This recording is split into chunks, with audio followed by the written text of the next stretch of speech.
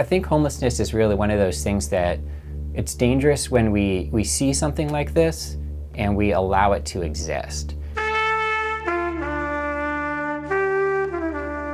I think that we in Bellingham, Whatcom County, anywhere in the world really, have an opportunity to do more. And as much as we see homelessness and accept it, I think we sell ourselves a little bit short in terms of what we can do as a community. Watch your step. All this plot of land is multiple chunks of private property that all kind of butt up against each other. The issue is that it's very difficult once you get back there to know whose property line is where. So a lot of the property owners have a difficult time of knowing who can enforce the trespasses.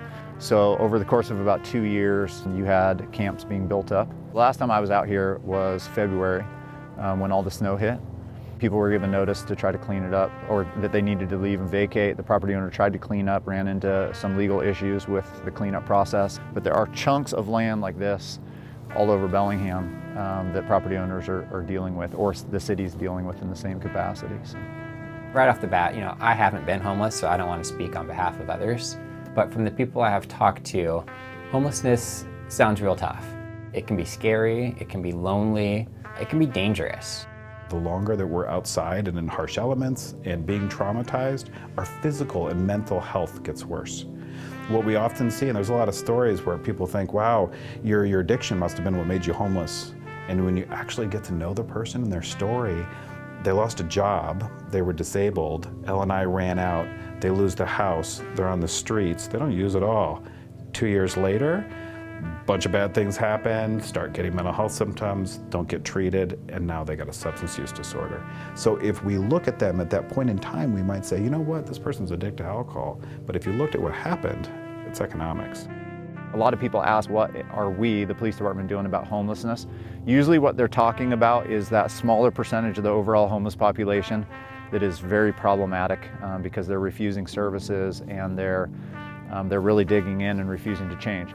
However, the biggest percentage of the homeless population are people that are just dealing with the fact that they can't find an affordable place to live. They lost a job and are in between places or trying to get back on their feet.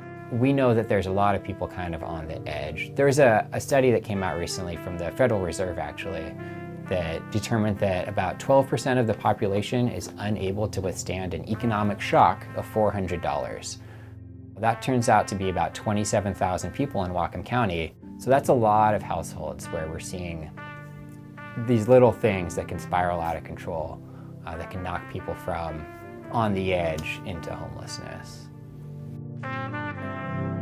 Once a year we do something called the point in time count. That's coming up again this January. The point in time count is kind of the best version that we have of it's kind of like a homeless census. So we do this every year. It is mandated in order to get some of the federal funding. Last January we counted about 700 people.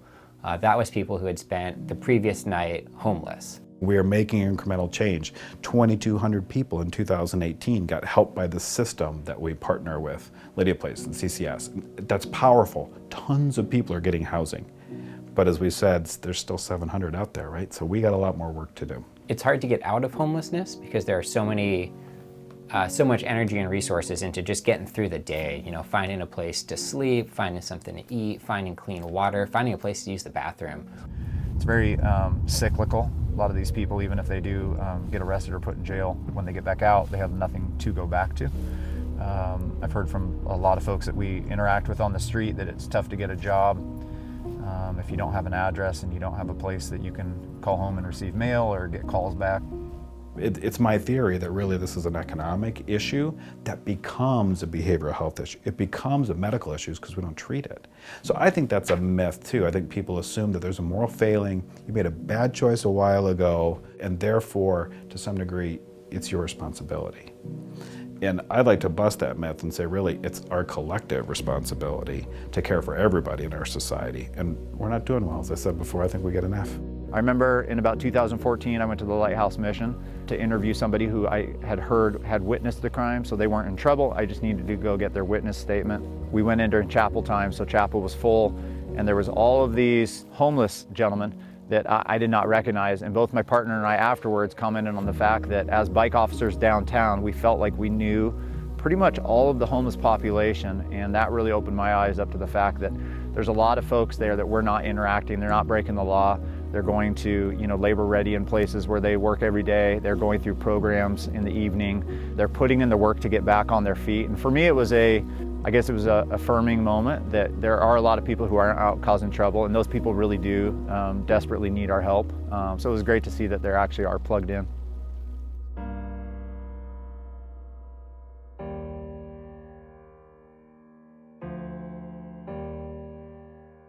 I think a real important part is being able to listen to people. And I don't mean that just with your interactions with homeless people. I mean that with the entire community. Hearing what they have to say, getting past that sort of superficial, oh, I'm fine. Homelessness really takes off when people are isolated, when they're cut off from their resources, their family, friends, social supports. And the more that we can step in there and lend a hand early on, the much better it's going to be for the community. What kind of community do you want to live in? And what values would that represent? When we start with values, what do we value? Most Americans will say they value safety, right? We all value safety.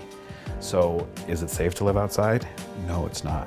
So if we can bring it, I think, to the point of commonality, even if we're speaking across difference of politics or ideology, I think it's in values. As a police department, as a city, I think we need to wrestle with this concept of kind of tough love, accountability, because you have people that are either all in for the compassion and giving out lots of free resources to people, or they're all about the accountability and they just want every homeless person who's committed a crime arrested and put in jail. You can't arrest people out of homelessness and addiction. It might be one step towards putting them in touch with somebody in a sober state to where they could get plugged into those resources.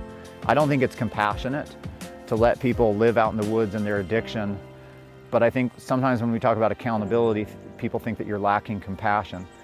And then other people who are trying to be compassionate, people think are enabling. So it's like, as a city, how do we find that line between compassion and accountability? You can't have it one way or the other. We have to kind of find out on an individual basis what balancing that looks like.